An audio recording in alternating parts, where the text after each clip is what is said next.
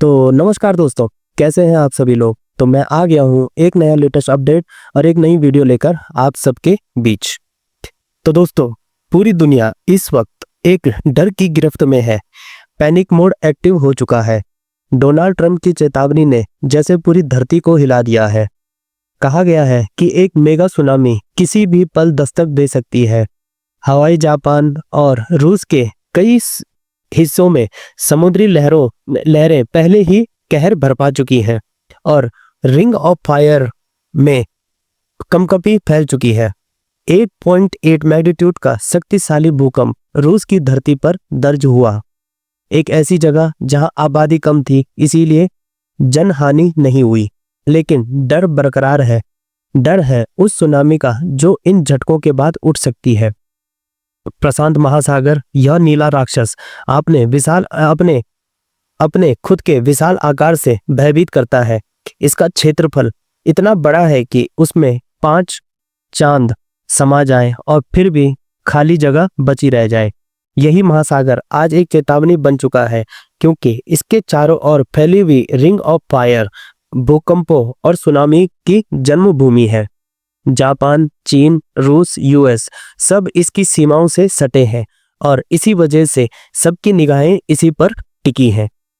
जैसे जैसे social media पर खबरें फैलती गई, एक जापानी नाम बार बार सामने आने लगा। रियो तात्सुकी, एक राइटर जिन्होंने सालों पहले एक ऐसी कहानी लिखी थी जिसमें उन्होंने जुलाई 2025 में एक भयंकर भूकंप और तबाही का जिक्र किया था। और अजीब इत्तेफाक यह है दोस्तों कि 30 जुलाई को वास्तव में एक बड़ा भूकंप आया भी। क्या ये सिर्फ संयोग है या सच में कोई भविष्यवाणी? इधर ट्रंप ने साफ कहा, tsunami warning is in effect for हवाई। अमेरिका का सुंदर और रणनीतिक टापू हवाई अब खतरे में है। अलास्का और कैलिफोर्निया जैसे अमेरिका तटों को भी सतर्क कर दिया गया है। जापान में लाखों लोगों को पहले ही सुरक्षित इलाकों में भेजा जा चुका है। राहत की बात यह है कि समय रहते चेतावनियां दी गई, लेकिन खतरा अभी दोस्तों टला नहीं है। अब सवाल सिर्फ भूगोल का नहीं, विज्ञान और मानव जिम्मेदारी का है। वैज्ञानिक चेताते रहे कि प्रशांत और भारतीय महासागर में अगले कुछ सालों में बड़ी सुनामियां आएंगी। 2011 की जापान त्रासदी से भी भयंकर विनाश हो सकता है, पर क्या हम अभी भी चतेंगे? क्योंकि क्लाइमेट चेंज यह बहुत साइलेंट किलर है जो सुनामियों को और ज्यादा शक्तिशाली बना रहा है। समुद्र का बढ़ता तापमान, पिघलते ग्लेशियर और वातावरण में फैलता कार्बन सब एक बड़े खतरे की ओर इशारा कर रहे हैं। ट्रंप जैसे नेता जिन्होंने पेरिस क्लाइमेट एग्रीमेंट से अमेरिका को बाहर कर दिया, आज उन्हीं की धरती पर प्रकृति ने हमला बोल दिया है। और इस सब के बीच इंसान आज भी भविष्य के बारे में नहीं सोचता। जो होगा देखा जाएगा वाली सोच हमें कहाँ ले जा रही है।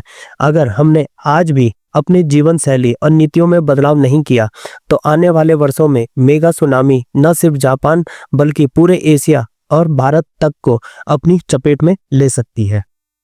और अब सबसे बड़ा सवाल यह है कि क्या हम इस बार भी सिर्फ देखेंगे, सहेंगे और भूल जाएंगे, या इस आपदा को एक चेतावनी मानकर अपने भविष्य को बचाने की कोशिश करेंगे? देखो दोस्तों, धरती हमें संकेत दे रही है। उसके धड़कते हुए फॉल्ट लाइंस अब चुप नहीं है।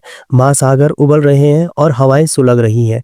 टेक्नोलॉजी में आगे बढ़ चुके हैं हम। आज भी प्रकृति के एक झटके के आगे हम उतने ही लाचार हैं जितने सदियों पहले थे। क्या हमने कुछ सीखा?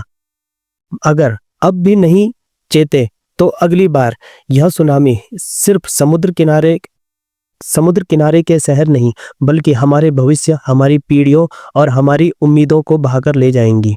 ट्रंप की चेतावनी भले ही एक राजनीतिक व्यक्त हो, लेकिन प्रकृति की भाषा में कोई राजनीति नहीं होती, वह सिर्फ तबाही बोलती है।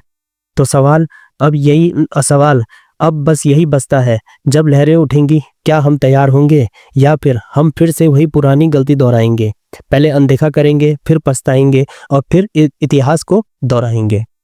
तो देखते हैं दोस्तों, अगर इसमें कुछ भी नया लेटेस्ट अपडेट आता है तो मिलता हूं मैं आपको नए अपडेट और नई वीडियो के साथ।